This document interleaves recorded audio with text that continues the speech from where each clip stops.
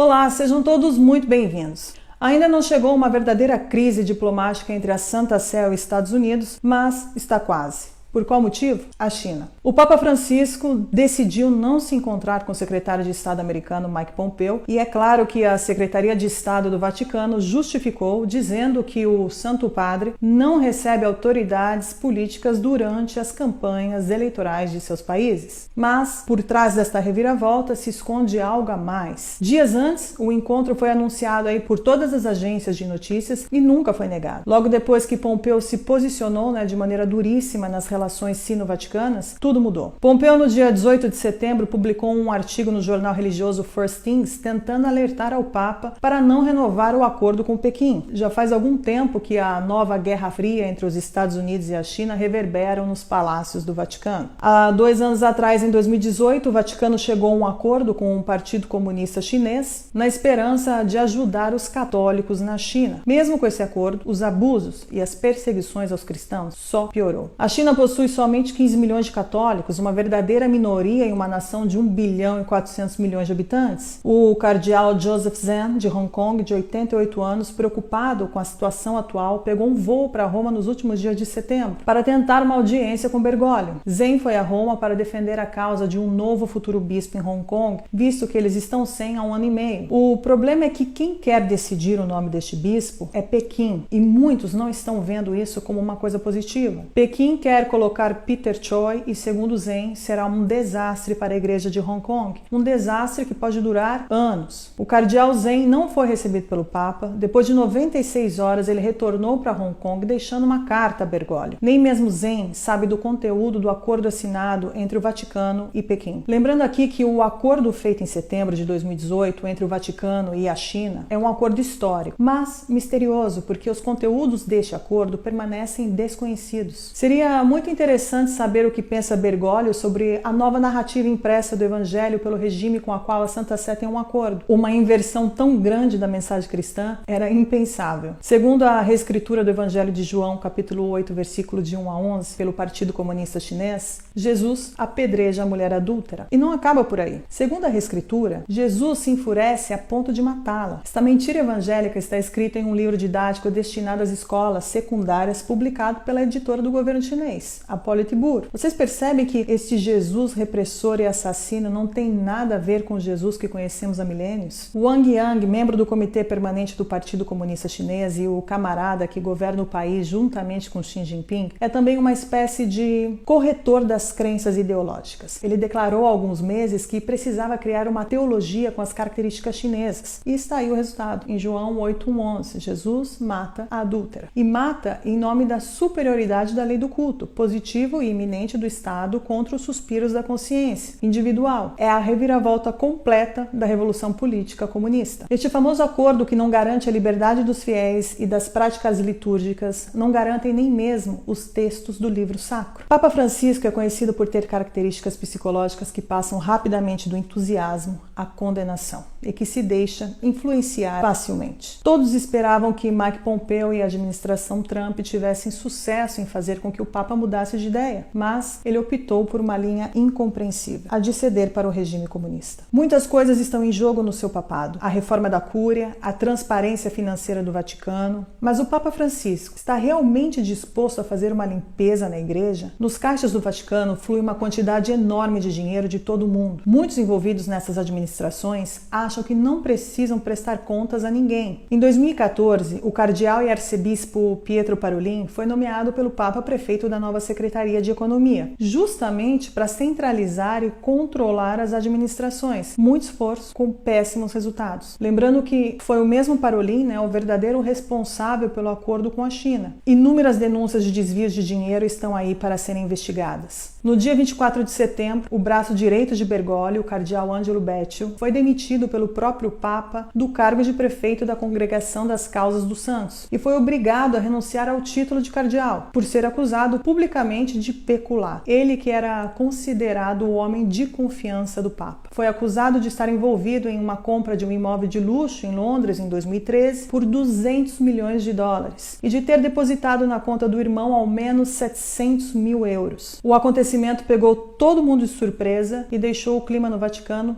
sombrio. Mas tem muitas coisas que não enquadram nas contas do Vaticano. Em 2015, foi criado um fundo discricionário para despesas discricionárias do Santo Padre, no Banco UBS da Suíça. Conta essa que contém mais de 20 milhões de esterlinas, controlada por seus colaboradores, e um deles era Angelo Becciu. Só para vocês terem uma ideia, todos os anos os contribuintes italianos, através do imposto de renda, devem doar uma porcentagem a uma entidade. Esta é uma cláusula chamada 8 per mille, onde a grande maioria desse dinheiro vai à igreja, totalizando 1,140 bilhões de euros somente neste imposto. Papa Francisco se revela um homem diferente, completamente sozinho, um líder que não sabe escolher seus colaboradores, incapaz de impedir que as doações feitas pelos fiéis, que são centenas de milhares de euros, acabem nas Ilhas Caimã, em vez de ir aí para as obras do bem. Hoje, a igreja atravessa um momento difícil e preocupante, de abandono quase total dos pontos fundamentais do catolicismo, e este caminho só confirma o falimento da missão de Bergoglio. Em um dos seus primeiros discursos, já como Papa há 7 anos atrás, ele disse que era necessário que a igreja se abrisse, mesmo correndo riscos, porque é melhor uma igreja com acidente de percurso explorando novos caminhos que uma igreja fechada. Anos depois, os acidentes de todos os tipos são incontáveis: pedofilia, corrupção, as doutrinas fundamentais. Com tudo isso, a igreja